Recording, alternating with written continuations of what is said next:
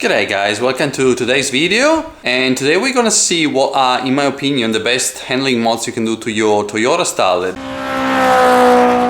Or maybe just in general to your front-wheel drive car. So if you're new to the channel, welcome, and you can see my Starlet build behind. There's a bunch of videos. I pretty much recorded almost everything I did to the car, so I invite you to explore and have a look.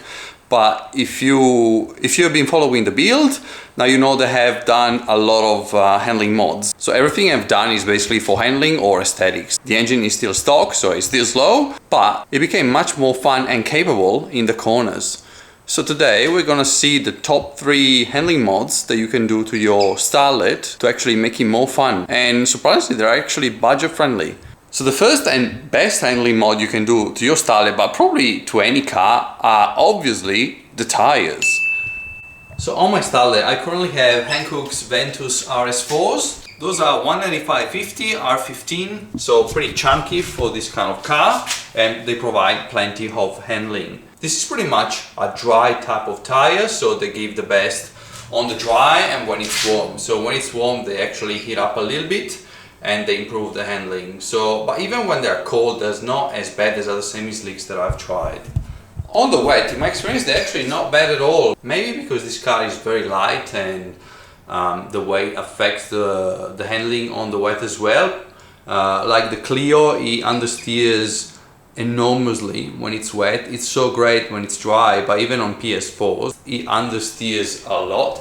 Well, this one, it seems to be much better. So obviously tires will improve any car dramatically. Even in stock without any other mods, this is the best bang for buck. And these tires are actually quite cheap because I got this set for about $700 shipped. I obviously have wider wheels to have wider tires. So I feel like that's a sort of a supporting mod that you might do to your car. So this is kind of obvious, but just for comparison, I have here the stock wheels.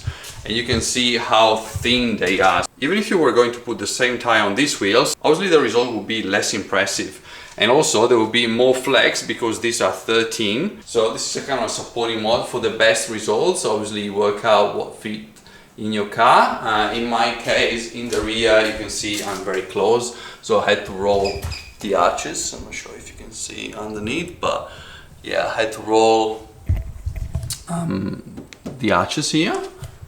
Which is pretty easy. I didn't do a video because I thought it's very easy.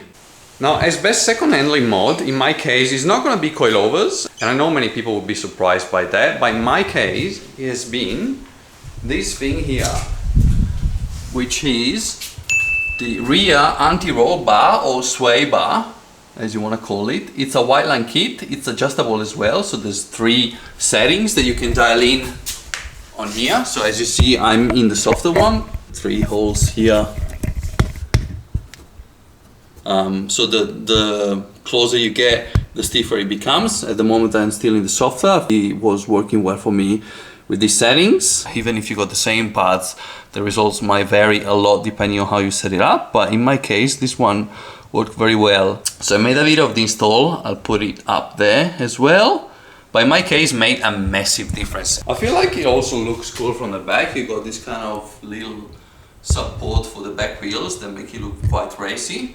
But in my case, really dialed out a lot of the understeer, but also a lot of lift off oversteer I was experiencing. So it made a massive difference. You can drive faster and with more confidence. So I would definitely recommend this mod. This white line kit is about, I think it was 450 Australian dollars. So fairly cheap. You can install it in like an hour. So the only thing is you need to drill some supports in the rails for these rods here. But except from that, I think you can do it in 1 or 2 hours. You can see my install, that's what it took for me. And I did it with some very crappy instruction manual and without prior experience, so it's pretty easy. So definitely the rear sway bar.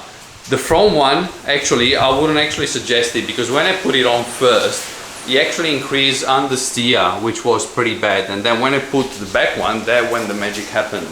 So I wouldn't even suggest to do this one by itself. If you want to do them, do that one or both. Definitely don't do this one first. So when it comes to the third best handling mod, for me, it's the anti-lift kit. Now, I made a video of the install and I'll put it up there, but it's basically this thing here. You can see it. So basically this one offsets the front control arm and gives it a little bit of a caster angle, so on the inside.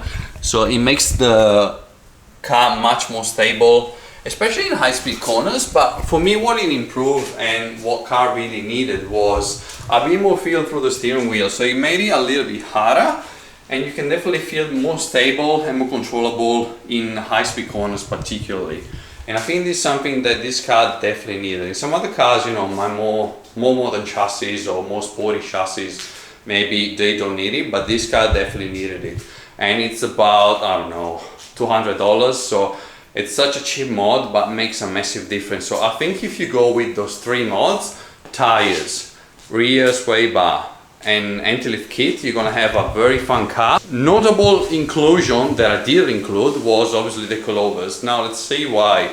Obviously the coilovers will improve the handling of your car, but I feel like they need a lot of supporting mod and need to be dialed in to make sure they actually improve it.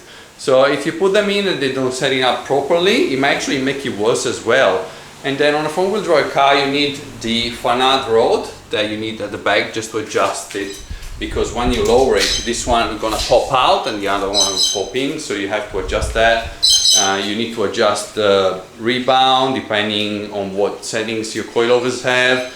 You need to adjust the front camber. There's just a lot going on with the coilovers, so that's why I didn't include them. So there you have it. This is my very simple list of free handling mods, and they're quite cheap as well. So it's definitely what I recommend if you start modifying your car, particularly your Starlet. Let me know if you agree in the comments. Let me know if they made a difference for you, but they definitely did for me. Don't forget to subscribe, and I'll see you in the next video.